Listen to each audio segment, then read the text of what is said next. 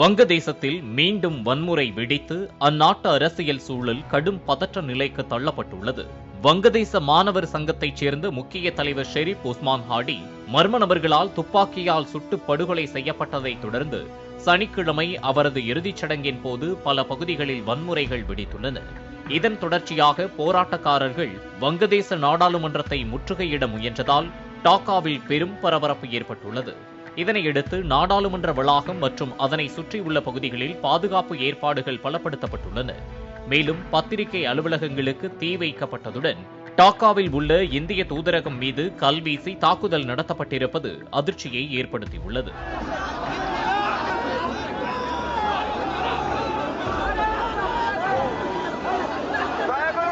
இந்த நிலையில் மைமன் சிங் நகரில் ஜவுளி தொழிற்சாலையில் பணியாற்றி வந்த 27 வயது இளைஞர் தீபு சந்திரா தாஸை குறிப்பிட்ட மதத்தை பற்றி அவதூறாக பேசியதாக கூறி ஒரு கும்பல் அவரை சுற்றி வளைத்து மிக கொடூரமாக தாக்கியது.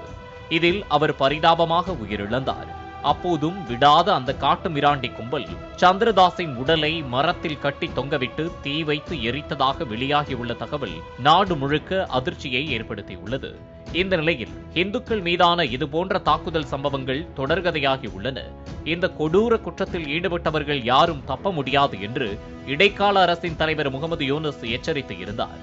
இதனைத் தொடர்ந்து இடைக்கால அரசு தலைவர் முகமது யூனுஸ் சமூக வலைதளத்தில் டிசம்பர் 20ஆம் தேதி சனிக்கிழமை வெளியிட்டுள்ள பதிவில், இந்து இளைஞர் கொல்லப்பட்ட வழக்கில் முகமது லிமோன், முகமது தாரக், முகமது மானிக், எர்ஷாத் அலி, நிஜாமுதீன், அலோம் கீர், முகமது மிராஜ் ஆகிய 7 பேர் கைது செய்யப்பட்டனர். பல்வேறு இடங்களில் போலீசார் மேற்கொண்ட அதிரடி நடவடிக்கைகளில் இந்த நபர்கள் கைதாகினர் என குறிப்பிட்டுள்ளார்.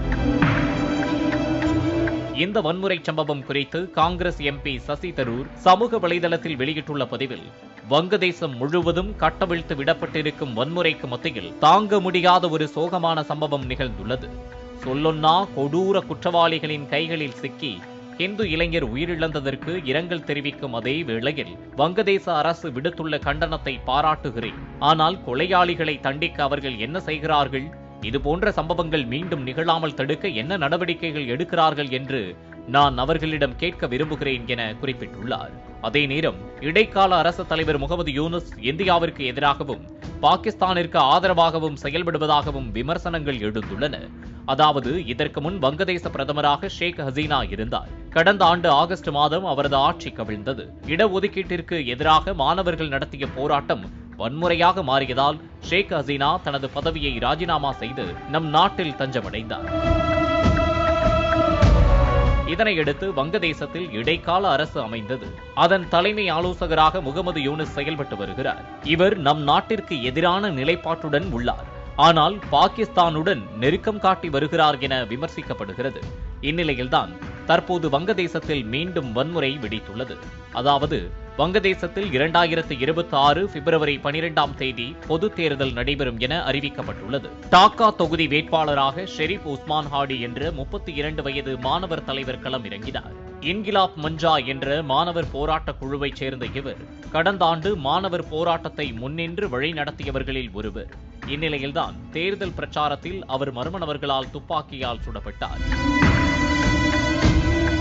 காயமடைந்த அவர் சிங்கப்பூர் மருத்துவமனையில் அனுமதிக்கப்பட்டார். அங்கு அவர் சிகிச்சை பலனின்றி டிசம்பர் 18ஆம் தேதி உயிரிழந்தார்.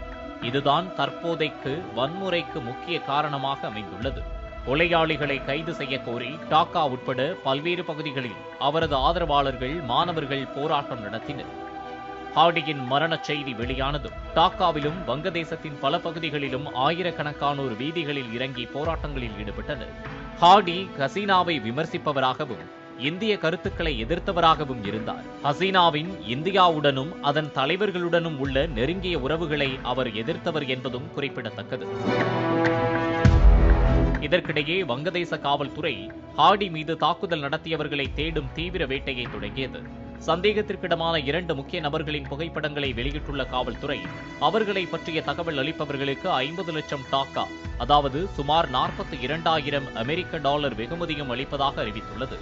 எல்லை பகுதிகளில் பாதுகாப்பு நடவடிக்கைகள் கடுமையாக்கப்பட்டுள்ளன என்று டாக்கா காவல்துறை செய்தி தொடர்பாளர் முகமது தலேபுர் ரஹ்மான் தெரிவித்துள்ளார். எல்லை பகுதிகளில் பாதுகாப்பு நடவடிக்கைகள் கடுமையாக்கப்பட்டுள்ளன என்று டாக்கா காவல்துறை செய்தி தொடர்பாளர் முகமது தலேபுர் ரஹ்மான் தெரிவித்தார்.